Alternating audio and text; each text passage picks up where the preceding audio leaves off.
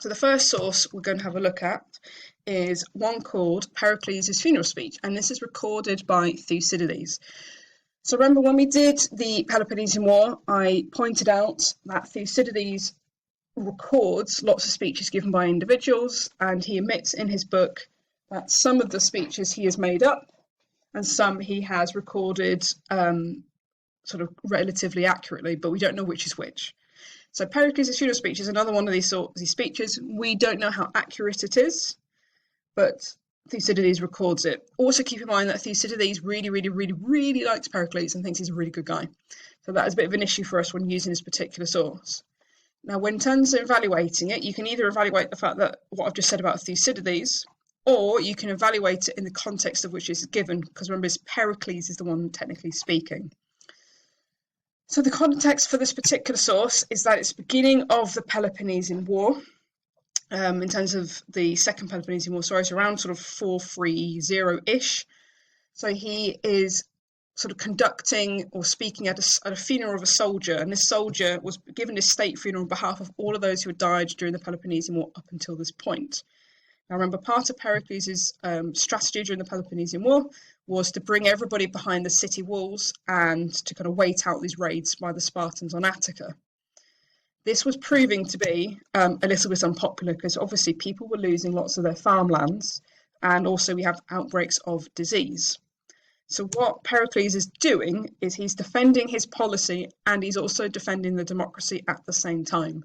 So he's trying to sort of stroke the ego of all the people who are speaking in order to keep people happy in terms of people dying. And supposedly it was very successful and the speech was very popular. So at the bottom of 86 in your Greek source book, you will see the beginnings of Pericles' funeral speech. The important bit that we really need to use is essentially in the middle, and then he goes off on a bit of a rant about how amazing democracy is. However, I'll kind of read it through from the beginning, otherwise the bit in the middle makes no sense. So many of those who have spoken here in the past have praised the institution of the speech at the close of a ceremony, so talking about the funeral. It seemed to them a mark of honour to our soldiers who have fallen in war that a speech should be made over them. I do not agree, controversial. These men have shown themselves valiant in action, it would be enough, I think, for their glorifying to be proclaimed in action, as you have just seen it done at this funeral organised by the state. Our belief in the courage and manliness of so many should not be hazarded on the goodness or badness of one's speech. Fine. So he's sort of maybe slightly reluctant to give the speech, but he's not that reluctant because it's quite a long speech. Then it's not easy to speak with a proper sense of balance when a man's listeners find it difficult to believe the truth of what one is saying. Sorry. The man who knows the facts and loves the dead may well think the oration tells less than he knows what he'd like to hear. Others do not know so much as to envy for the dead and think the orator overpraises them, and when he speaks of the exploits that are behind their capacities, praise of the people is tolerable only to a certain point. Here's a fair point there. The point where one still believes that one could do oneself some of the things one is hearing about. Once you get beyond this point, you will find that this institution was properly set up and approved by forefathers. It's my duty to follow tradition. So he's following tradition. That's the important thing, I guess, here. That he's saying, he's all well giving a speech, but it might make people a bit jealous. So that's why he's not going to talk about the person whose funeral it was, particularly. He's going to focus on sort of the democracy instead. I shall begin by speaking about our ancestors. This is right and proper on such occasion to pay them the honour of calling what they did. So he's basically talking about the Persian Wars here. In this land of ours, there have always been the same people living from generation till now, and they, by their courage and their virtues, added on to our so free country. They certainly deserve our praise, even more so our fathers deserve it, for the inheritance they received. They all added to the empire we have now, so that's quite a handy kind of empire-y kind of quotes that will be useful in section A as well as this section. And it was not without bloodshed and toil that they handed down to us for the present generation. And then we ourselves, assembled here today, are mostly in the prime of life, have in most directions added to the power of your empire, i.e. they've grown it, as we know from the Peloponnesian War, and have organised our state in such a way as perfectly able to look after itself in both peace and war. Fine. I have no wish to make a long speech on subjects familiar to all, so I'll show nothing about the warlike deeds which have acquired our power in the battles. So he's pointing out that they were attacking places. This is all good empire stuff, in which we or our fathers gallantly resisted our enemies, i.e. it wasn't our fault, we were just defending ourselves. I shouldn't have highlighted that. Sorry. What I want to do in the first place, discuss the spirit in which we face our trials and our constitution, the way of life which made us so great, and that I shall speak in praise of the dead, believing it's this kind of speech is not inappropriate to the present occasion, and that this whole assembly of citizens and foreigners may listen to it with advantage. So if you want the idea that metics can do certain roles in the democracy, you could show that they have the ability to turn up to sort of mass gatherings and assemblies and listen to what's being told. But that's about it. Right, this is the bit where there's some really useful things about participation. So how many people can take part in the democracy. Let me say that our system of government does not copy the institution of our neighbours. It is more the case of being a model to others than of our imitating anyone else. Our constitution is called democracy because power is in the hands not of a minority but of the whole people. That's a lovely quote. You'll probably use it in every single participation essay because it's easy to remember. When it is a question of settling private disputes, everyone is equal before the law. That's another straightforward one to remember. When it's a question of putting one person before another in positions of public authority, what counts is not the membership of a particular class, but the actual abilities a man possesses. So what he's trying to say in a really long-winded way is it doesn't matter what background you come from, as long as you have the ability to serve, either as like an archon or a strategoi or whatever, you can do it in the Athenian democracy. Anybody who is a citizen from any class can rise up the system and become really successful. No one, as long as his service to the state is held in political security because of poverty. So it's the same point, just worded slightly differently. Just as our political life is free and open, so is our day-to-day life in our relations with each other. We do not get into state with our next door neighbours if he enjoys himself in his own way, nor do we give him the kind of black looks which, though they do real harm, still hurt people's feelings. We are free and tolerant in our private lives, but in public affairs we keep to the law. So that's obviously important about sort of the dicastery, etc. This is because it commands our deep respect. We give our obedience to those whom we put in positions of authority. So the elected officials, essentially. So they sort of obey the people that they've chosen to be elected. We obey the laws themselves, especially those which offer the protection of the oppressed, and those unwritten laws which is acknowledged a shame to break. So what you have is here full democracy. Everybody can do whatever they want to do. We don't sort of like target anybody because of their beliefs or their behaviours. It doesn't matter how poor you are, you can be elected to any position, and once you're in that position, we obey them. So yay, democracy, essentially. So here is another point. When our work is over, we're in a position to enjoy all kinds of recreation for our spirits. There are various kinds of contests and sacrifices regularly throughout the year. That will be useful later on when we do religion. So we're just going to highlight it while we're at it. In our own homes, we find beauty and good taste, which delight us every day, which drive away our cares. Then the greatness of our city brings about all good things from all over the world flow into us, i.e. they're traders. So that, to us, it seems just as natural to enjoy foreign goods as our local products. Good for them. Then there is a great difference between us and our opponents, basically Spartans, in our attitude towards military security. Here are some examples. Our city is open to the world. So that's one idea that metics can come in and sort of work and be free and be happy in the system. We have no periodical deportations in order to prevent people observing or finding out secrets which may be of military advantage to the enemy. True. This is because we rely not on secret weapons, but our own real courage and loyalty. There is a difference too in our educational systems. I am going to skim this bit because essentially it's describing how Sparta is really horrible and Athens is better, which isn't particularly relevant to what we're looking for. So we'll just skim that because it's not particularly interesting. I love what is beautiful does not lead to extravagance. I love the things of the mind does not make us soft. So that's kind of vaguely about philosophy and kind of sophists, I guess. You could maybe make a link there. We regard wealth as something to be properly used rather than something to be boasted about. I'm not sure that's entirely true based on some of Pericles' building programme, but hey-ho. As for poverty, no one need be ashamed to admit it, as the real shame is not taking practical measures to escape from it. It's a bit Tory, but okay. No offence to any Tories out there. Here, each individual is interested not only in his own affairs, but the affairs of the state as well. So you have to be interested in... No, let me rephrase that. So basically, Athenian democracy relies on the idea that everybody who is able to participate, participates. And that's the image that Pericles is putting forward, that everybody takes part in the assembly who are able to do so. everybody sort of acts in the right way, attends the meetings, is a juror, so on and so forth. Oh, sugar, sorry. However, we also know that's not entirely true.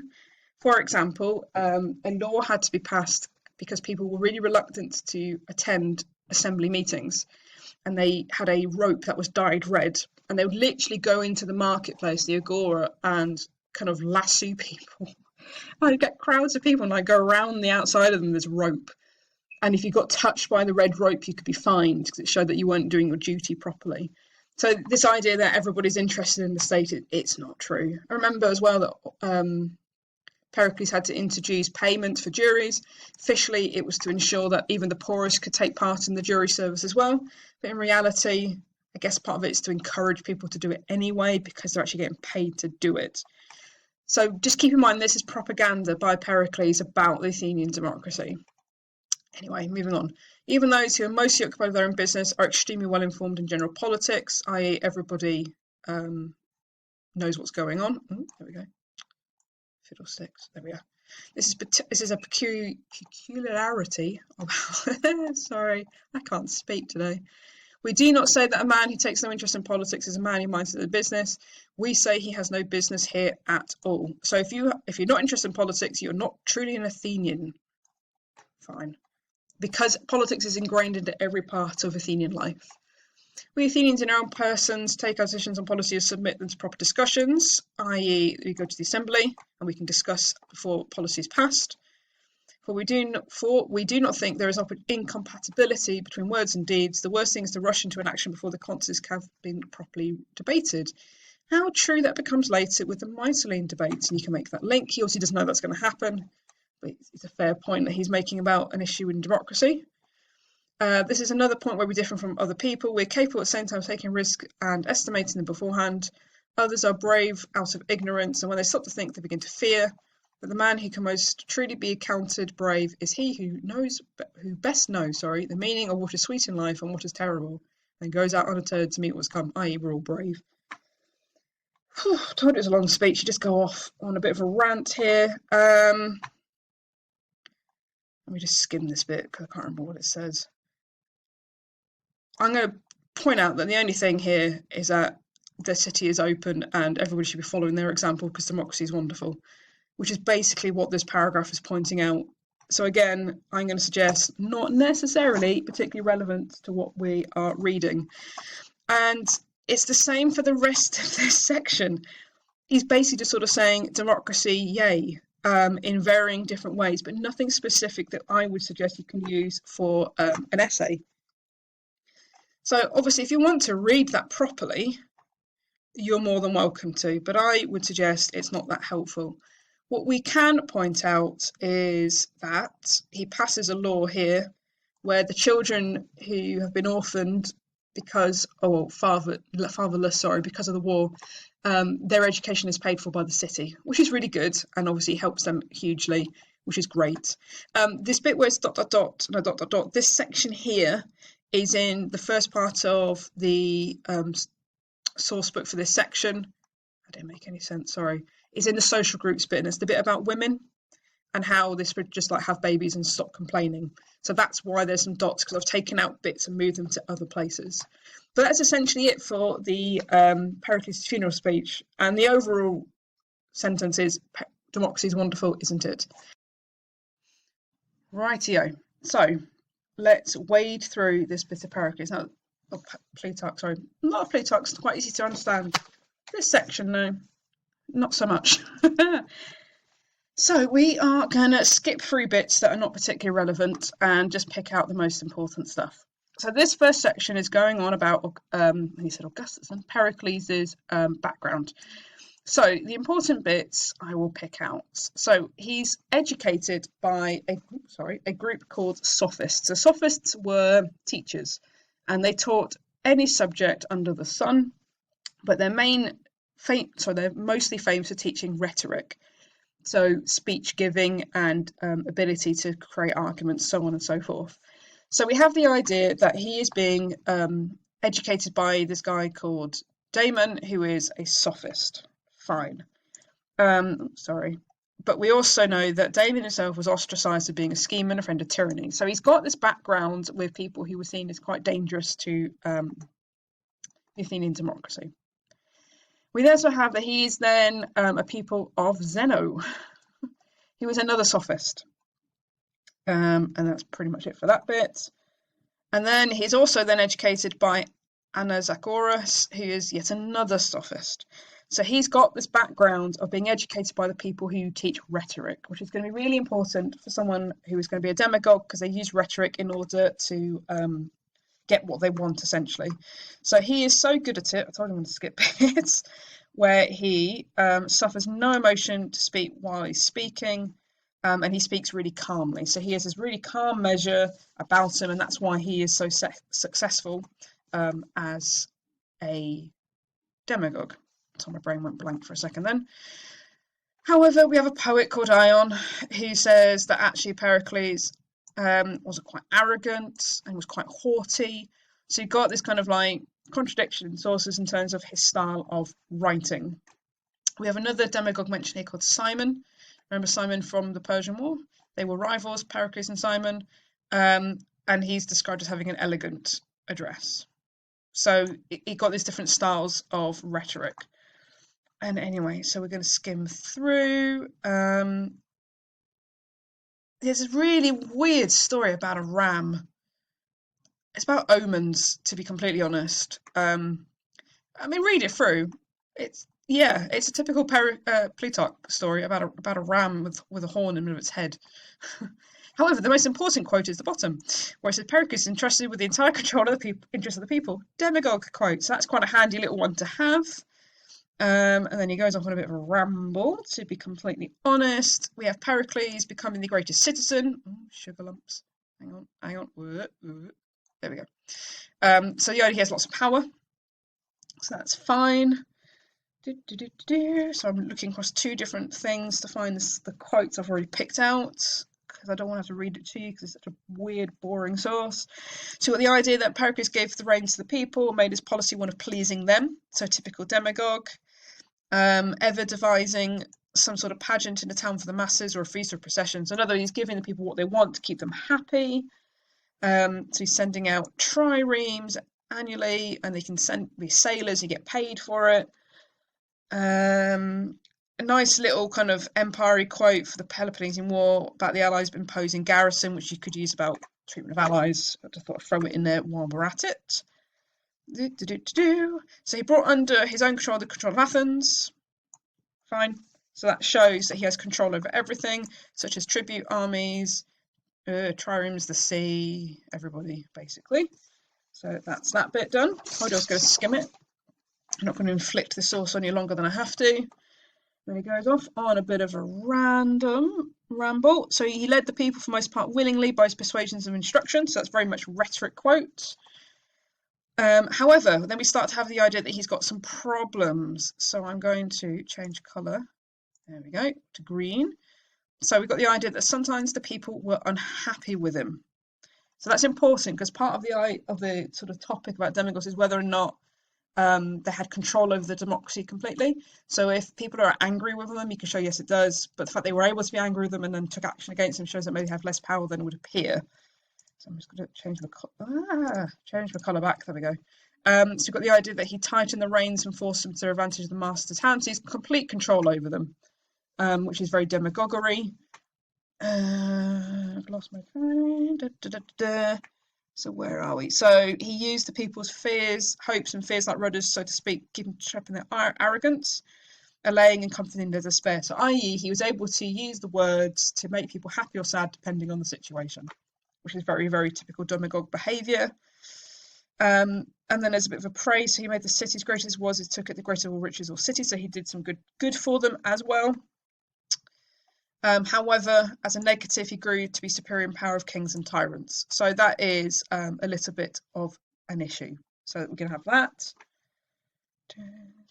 Skimming through. Sorry, give me a second. We have the idea of his level of power. If I can find where the quote has gone. I don't mean to sing to you, because no one needs to hear me sing. So he's in power for 15 years, unbroken because of his or elected general every year, which is allowed in the Athenian democracy. You can be elected as many times as you like, unlike the Roman system. And then we're going to skim that. We have the idea he was helping people, so he gave up money to help poor people. So we know that he, for example, brought in payment for jurors to allow the poorest of society to take part in the law courts, because it was quite difficult for them to just take a day off from farming. So that could be a reference to that. Hang on, sorry, let me just turn my piece of paper over. Right, so then we skim forward to some behaviour while he is in power. So we know that he's blamed for the Megarian decree. So remember, that's the decree, so there we go, that banned Megara from entering all Athenian ports for trade, caused starvation in Megara, was one of the causes of the Peloponnesian War in 431. Itchy eye, sorry. So Pericles is blamed for that. Sorry. So he refuses to change policy because of his behaviour. Fine. Worst charge of wars of vouchers, blah, blah, blah, blah, blah. Right, then we have some issues with some of his friends and family. So we have Phidias the sculptor. So he is really important for creating some of the rebuilding under the Periclean building program. So during the Persian War, that Athens was destroyed by Persia. And then after the Persian War, also the Athenians returned to Athens, and they needed to rebuild everything. So everything on the Acropolis and the city. So Pericles used quite a lot of the tribute that was being paid by the allies to start rebuilding the city. And when it all kicked off about this issue with the sculptor, he actually changed and paid it out of his own money. So he's incredibly wealthy. Anyway. So that's where this sculpture has come from. It's all to do with this Periclean building program. So as a result of his friendship, so we've got the idea, we've got jealousy of Pericles. Oh, there we go. Sorry, I'm just reading what I've highlighted. So then he is prosecuted for prosecution, basically for embezzlement, i.e. the misuse of money. When we look at what the rebuilding program later on in terms of art and architecture, you'll see why he was being done for embezzlement, because the architecture was ridiculous. Anyway, so this guy's been prosecuted. Yeah, I'm sorry. There's some really unexciting parts of this source. In terms of a building of art and architecture, you can have some description of some things that were appearing on the Acropolis. So you've got some description of some stuff, some Amazons. That'd be useful for the Parthenon later, so I'm going to highlight it while we're at it, but otherwise don't worry about it too much. And Phidias was indeed prosecuted and was put in prison. Fine. So you've got the idea that you've got actions being taken against the associates of Pericles because people are jealous of Pericles' behaviour and his power. So that is obviously going to be a bit of an issue.